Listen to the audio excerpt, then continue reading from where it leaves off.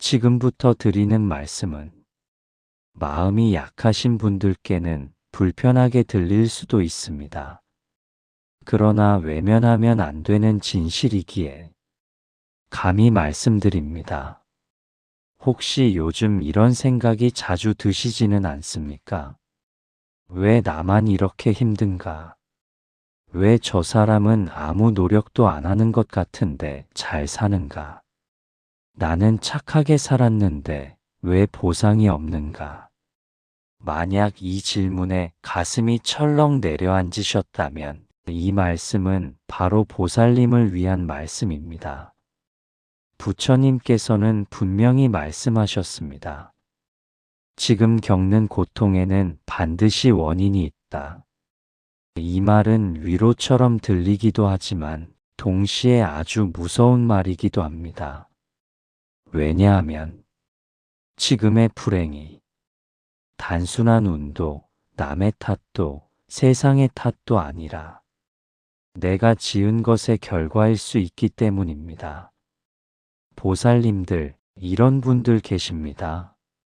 항상 돈이 급한 사람, 사람에게 늘 배신당하는 사람, 열심히 해도 성과가 없는 사람, 이유 없이 몸이 자주 아픈 사람, 좋은 인연이 오래가지 않는 사람, 겉으로 보기엔 다 다른 문제 같지만 불교에서는 이 모든 것을 하나의 공통된 원인으로 봅니다.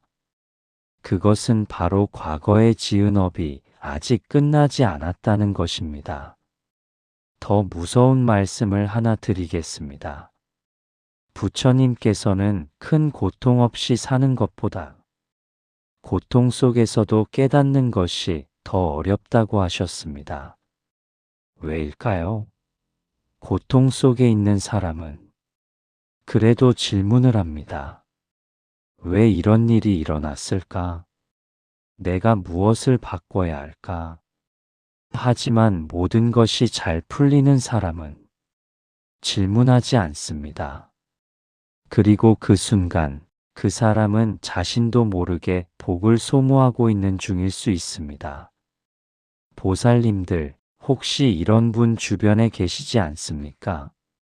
남을 무시해도 잘 사는 사람, 거짓말을 해도 성공하는 사람, 탐욕스러운데도 돈이 계속 모이는 사람.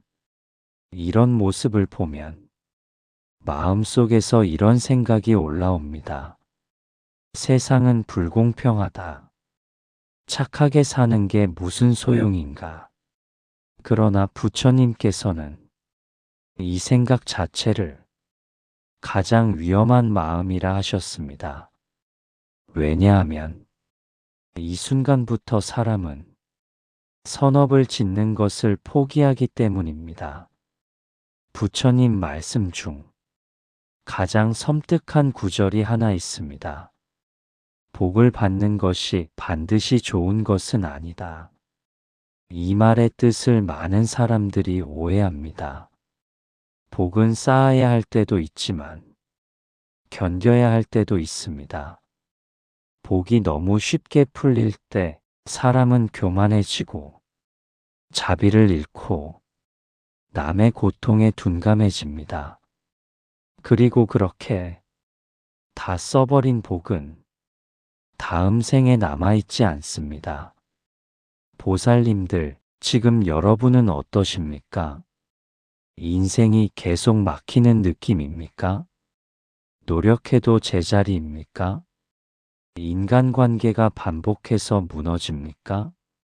그렇다면 이것은 저주가 아니라 마지막 정리의 시간일 수 있습니다.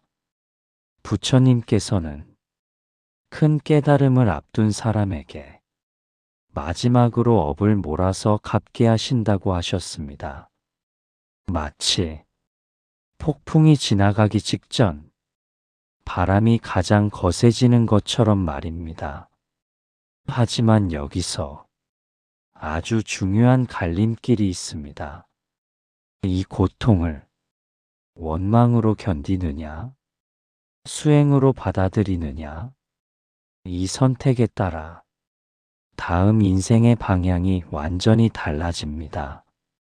같은 고통이라도 원망으로 받으면 업이 이어지고 감사와 수행으로 받으면 업이 소멸됩니다.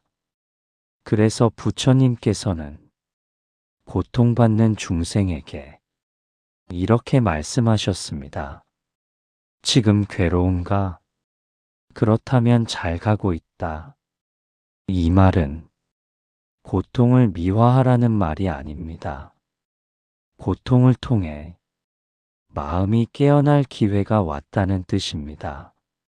보살님들, 지금 이 영상을 끝까지 듣고 계신 분들 중에는 분명 이런 분들이 계실 것입니다. 이 말이 왜 이렇게 가슴에 꽂히지? 마치 내 이야기 같다. 그렇다면 이것은 우연이 아닙니다. 부처님 인연은 준비된 사람에게만 들리게 되어 있습니다. 이제 분명히 말씀드리겠습니다. 인생이 너무 편한 분들은 지금 더 많이 베풀지 않으면 위험합니다. 인생이 너무 힘든 분들은 지금 포기하지 않으면 반드시 바뀝니다. 계속 같은 문제가 반복되는 분들은 지금 마음을 바꾸지 않으면 다음 생까지 이어집니다. 보살님들, 이 영상은 단순히 듣고 넘기라고 만든 영상이 아닙니다. 지금 이 순간을 기준으로 업의 방향을 바꾸라는 신호입니다. 지금 화를 참고, 지금 한 사람을 돕고, 지금 한 번 더 인내하면 여러분의 인생은 이미 다른 길로 들어섭니다. 한 생각을 바꾸는 공덕은 천년 공덕을 이긴다. 보살님들, 지금 이 순간 어떤 생각을 선택하시겠습니까? 왜 어떤 사람은 태어나면서부터 모든 것이 순조롭게 풀리는지, 왜 어떤 사람은 아무리 노력해도 벽에 부딪히는지 말입니다. 어떤 이는 건강하게 태어나 좋은 가정에서 자라고, 공부도 잘하고, 좋은 직장에 들어가고, 배우자도 좋은 사람 만나고, 자녀들도 효도하고, 사업도 잘 되고, 그야말로 모든 것이 술술 풀립니다. 반면 어떤 이는 태어날 때부터 약하고, 가정 환경도 어렵고, 아무리 열심히 해도 원하는 결과가 나오지 않고, 인간관계도 복잡하고, 돈도 잘 안 모이고, 건강도 좋지 않고, 그야말로 인생이 험난하기만 합니다. 이것이 단순히 운명이라고 할 수 있을까요? 아니면 단순한 우연의 일치일까요? 부처님께서는 이 모든 것이 결코 우연이 아니라고 말씀하셨습니다. 모든 것에는 원인이 있고 결과가 있다는 인과의 법칙, 그것이 바로 업보의 진리입니다. 여러분이 지금 누리고 있는 좋은 일들, 그리고 겪고 있는 어려운 일들 모두에는 분명한 이유가 있습니다. 그 이유는 바로 여러분이 전생에 어떤 일을 했는가와 직접적으로 연결되어 있습니다. 오늘 말씀드릴 내용은 결코 가볍게 들으실 이야기가 아닙니다. 여러분의 현생이 왜 이렇게 흘러가고 있는지, 그리고 앞으로 어떻게 해야 더 좋은 삶을 살 수 있는지에 대한 근본적인 답이 담겨 있습니다. 혹시라도 지금 여러분의 삶이 생각보다 순조롭게 풀리고 있다면 그것은 여러분이 전생에 참으로 좋은 일을 많이 하셨기 때문입니다. 반대로 지금 어려움을 겪고 계신다면 그 또한 전생의 업보와 무관하지 않습니다. 하지만 여기서 중요한 것은 절망하는 것이 아니라 이 진리를 깨달아 현재와 미래를 바꿔나가는 것입니다. 부처님께서 가르쳐 주신 업보의 법칙을 통해 우리는 과거를 이해하고 현재를 받아들이며 미래를 창조할 수 있습니다. 오늘 여러분께 전해드릴 네 가지 가르침은 이렇습니다. 첫째, 전생에 생명을 구했던 사람들이 현생에서 누리는 장수와 건강의 복. 둘째, 전생에 가난한 이들을 도왔던 사람들이 현생에서 받는 재물과 풍요의 복. 셋째, 전생에 진리를 전하고 가르쳤던 사람들이 현생에서 얻는 지혜와 명예의 복. 넷째, 전생에 인내하며 수행했던 사람들이 현생에서 만나는 평안과 조화의 복. 이 네 가지 가르침을 통해 여러분은 자신의 현재를 깊이 이해하고 더 나은 미래를 위한 구체적인 방향을 찾으실 수 있을 것입니다. 지금부터 차근차근 말씀드리겠습니다. 마음을 열고 들어보시기 바랍니다. 첫 번째로 말씀드릴 것은 전생에 생명을 구했던 이들이 현생에서 누리는 장수와 건강의 복에 관한 이야기입니다. 혹시 여러분 주변에 이런 분들 계시지 않습니까? 특별히 건강 관리를 하지 않는데도 늘 건강하고 큰 병에 걸려도 금세 회복되고 나이가 들어도 정정하고 사고를 당해도 큰 부상 없이 넘어가는 분들 말입니다. 반면 아무리 건강에 신경 써도 자주 아프고 작은 병이 큰 병으로 번지고 사고가 잘 나고 회복도 더딘 분들도 계십니다. 이것이 단순히 체질의 차이일까요? 부처님께서는 법구경에서 이렇게 말씀하셨습니다. 모든 중생이 행복하고 평안하기를 바라는 마음으로 살았던 자는 자신도 행복과 평안을 얻으리라. 그리고 생명 있는 것을 해치지 않고 보호했던 자는 장수의 복을 받으리라고 하셨습니다. 이것이 바로 불살생계의 근본 정신입니다. 전생의 생명을 소중히 여기고 구했던 사람들은 현생에서 그 과보로 건강과 장수의 복을 받습니다. 구체적으로 어떤 일들을 했을 때 이런 복을 받을 수 있을까요? 첫째는 직접적으로 생명을 구한 경우입니다. 물에 빠진 사람을 구하거나 불에 타는 집에서 사람을 구출하거나 위험에 처한 동물을 도와준 경우들입니다. 둘째는 의료 행위를 통해 생명을 살린 경우입니다.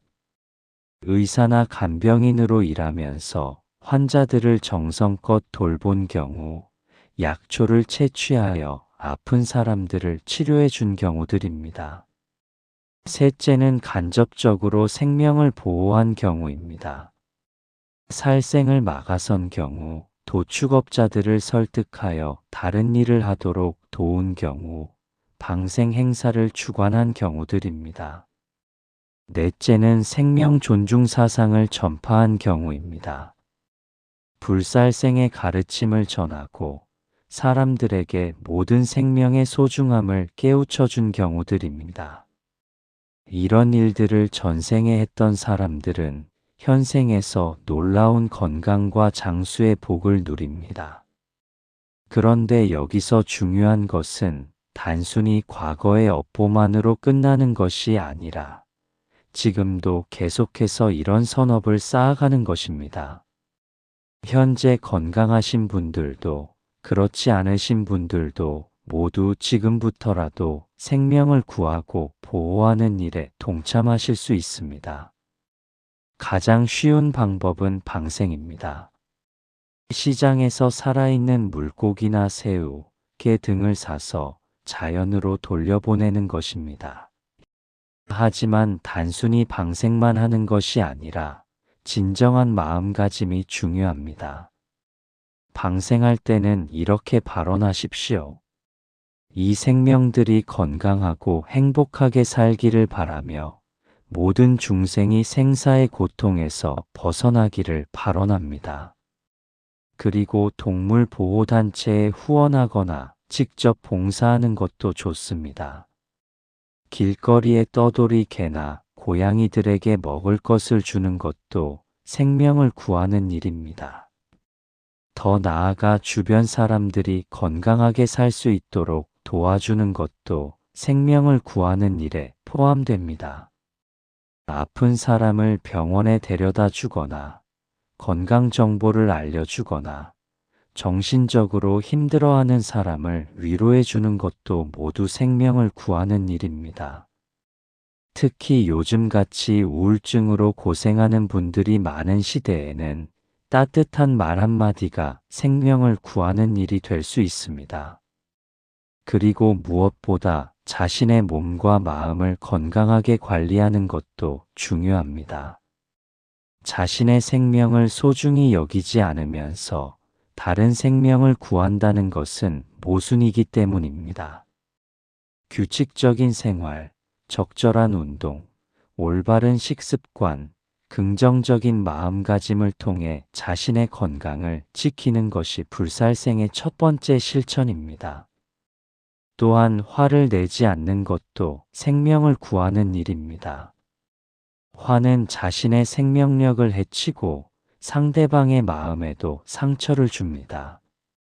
인내하고 자비로운 마음을 유지하는 것이 진정한 생명 보호입니다. 이렇게 현생에서도 꾸준히 생명을 구하고 보호하는 선업을 쌓으면 현재의 건강이 더욱 좋아질 뿐만 아니라 내생에서도 더 큰 장수와 건강의 복을 받게 됩니다. 두 번째로 말씀드릴 것은 전생에 가난한 이들을 도왔던 이들이 현생에서 받는 재물과 풍요의 복에 관한 이야기입니다. 여러분 주변을 한번 둘러보십시오. 특별히 치열하게 경쟁하지 않는데도 돈이 잘 들어오는 분들이 계십니다. 사업을 해도 잘 되고, 투자를 해도 수익이 나고, 승진도 빠르고, 좋은 기회들이 자연스럽게 찾아옵니다. 반면 아무리 열심히 일해도 돈이 모이지 않고, 사업을 해도 손해를 보고, 좋은 기회가 와도 놓치게 되는 분들도 계십니다. 이것 또한 단순한 운이나 능력의 차이가 아닙니다. 부처님께서는 증이라 함경에서 이렇게 말씀하셨습니다. 보시를 행한 자는 재물의 복을 받고 인색했던 자는 가난의 과보를 받는다. 그리고 남을 먹여 살린 자는 자신도 풍족하게 살게 되고 남의 것을 빼앗은 자는 자신도 궁핍하게 된다고 하셨습니다. 이것이 바로 보시 바라밀의 과보입니다. 전생에 가난한 이들을 도왔던 사람들은 현생에서 그 과보로 재물과 풍요의 복을 받습니다. 구체적으로 어떤 일들을 했을 때 이런 복을 받을 수 있을까요? 첫째는 직접적인 물질적 도움을 준 경우입니다. 굶주린 사람에게 음식을 주거나 추위에 떠는 사람에게 옷을 주거나 집 없는 사람에게 거처를 마련해 준 경우들입니다. 특히 자신이 어려운 상황에서도 더 어려운 사람을 도왔을 때 그 공덕은 더욱 큽니다. 둘째는 일자리를 만들어준 경우입니다. 사업을 하면서 많은 사람들에게 일자리를 제공했거나 기술을 가르쳐 생계를 꾸릴 수 있게 도와준 경우들입니다. 이런 도움은 일시적인 구제가 아니라 근본적인 해결책을 제공한 것이므로 더 큰 공덕이 됩니다. 셋째는 교육 기회를 제공한 경우입니다. 가난한 집 아이들이 공부할 수 있도록 장학금을 주거나 학교를 세우거나 직접 가르쳐 준 경우들입니다. 교육을 통해 가난의 대물림을 끊어주는 것은 가장 큰 보시 중 하나입니다. 넷째는 사회적 약자들을 보호한 경우입니다. 과부나 고아들을 돌봐주거나 장애인들을 도와주거나 나이 든 부모들을 극진히 모신 경우들입니다. 이런 일들을 전생에 했던 사람들은 현생에서 놀라운 재물의 복을 누립니다. 하지만 여기서 주의해야 할 점이 있습니다. 재물의 복을 받았다고 해서 그것을 자신만을 위해 쓰면 안 된다는 것입니다. 부처님께서 주신 재물은 다시 중생들을 위해 사용할 때 그 의미가 있습니다.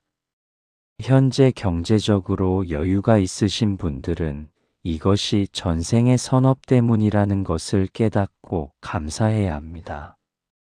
그리고 그 재물을 다시 어려운 이웃들을 위해 사용해야 합니다. 가장 기본적인 것은 정기적인 보시입니다.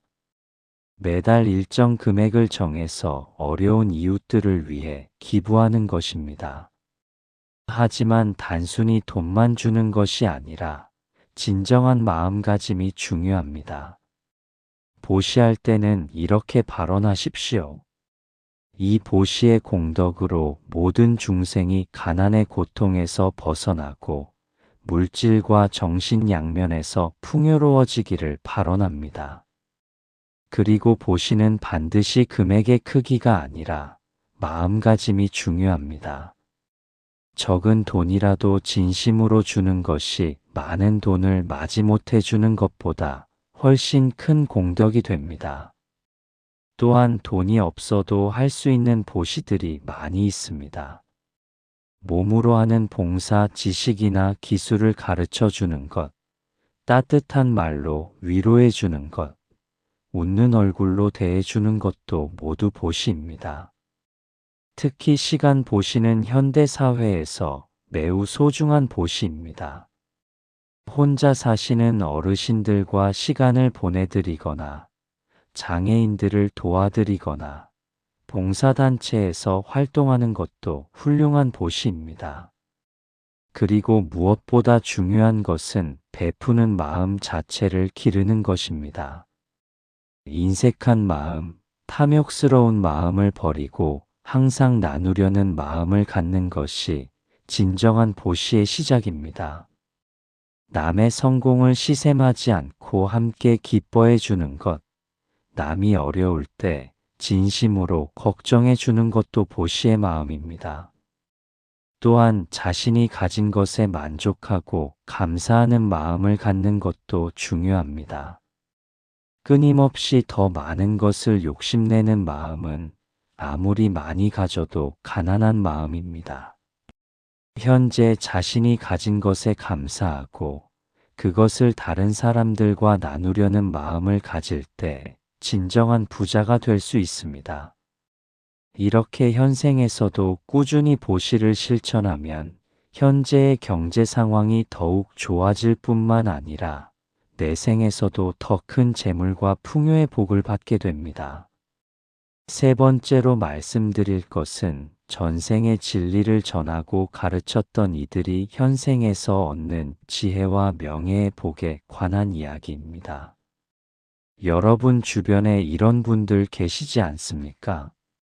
공부를 특별히 많이 하지 않았는데도 지혜롭고 말씀 한마디 한마디가 깊이가 있고 사람들이 자연스럽게 존경하고 따르는 분들 말입니다. 어떤 일을 맡겨도 잘 처리하고 어려운 문제가 생겨도 좋은 해결책을 찾아내고 사람들의 마음을 잘 읽고 적절한 조언을 해주는 분들도 계십니다. 반면 아무리 공부를 많이 해도 지혜가 부족하고 좋은 말을 해도 사람들이 잘 듣지 않고 인정받지 못하는 분들도 계십니다. 이것 또한 단순한 재능이나 학력의 차이가 아닙니다. 부처님께서는 법화경에서 이렇게 말씀하셨습니다. 법을 설하여 중생을 교화한 자는 지혜의 복을 받고 법을 감추고 전하지 않은 자는 우둔의 과보를 받는다. 그리고 진리의 등불을 밝혀 중생들의 무명을 깨뜨린 자는 광명의 복을 받으리라고 하셨습니다. 이것이 바로 법시 보시의 과보입니다. 전생의 진리를 전하고 가르쳤던 사람들은 현생에서 그 과보로 지혜와 명예의 복을 받습니다. 구체적으로 어떤 일들을 했을 때 이런 복을 받을 수 있을까요? 첫째는 직접적으로 가르침을 전한 경우입니다. 스승이 되어 제자들을 가르치거나 부모가 되어 자녀들에게 올바른 가치관을 전해주거나 선배로서 후배들을 이끌어준 경우들입니다. 특히 불법을 전하거나 도덕적인 가르침을 준 것은 더 큰 공덕이 됩니다. 둘째는 글이나 말을 통해 지혜를 전파한 경우입니다. 좋은 책을 써서 많은 사람들에게 감동을 주거나 강연을 통해 깨달음을 전하거나 상담을 통해 사람들의 고민을 해결해 준 경우들입니다.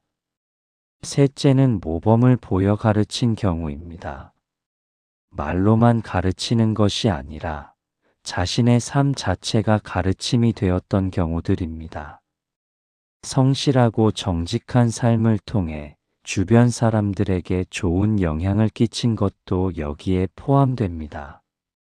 넷째는 배움의 기회를 만들어준 경우입니다. 학교를 세우거나 도서관을 만들거나 장학금을 주어 공부할 수 있게 도와준 경우들입니다. 이런 일들을 전생에 했던 사람들은 현생에서 놀라운 지혜와 명예의 복을 누립니다.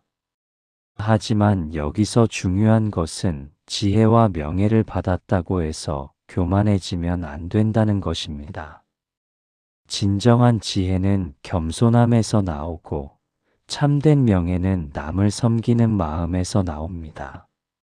현재 지혜롭다는 인정을 받으시는 분들은 이것이 전생의 선업 때문이라는 것을 깨닫고 감사해야 합니다.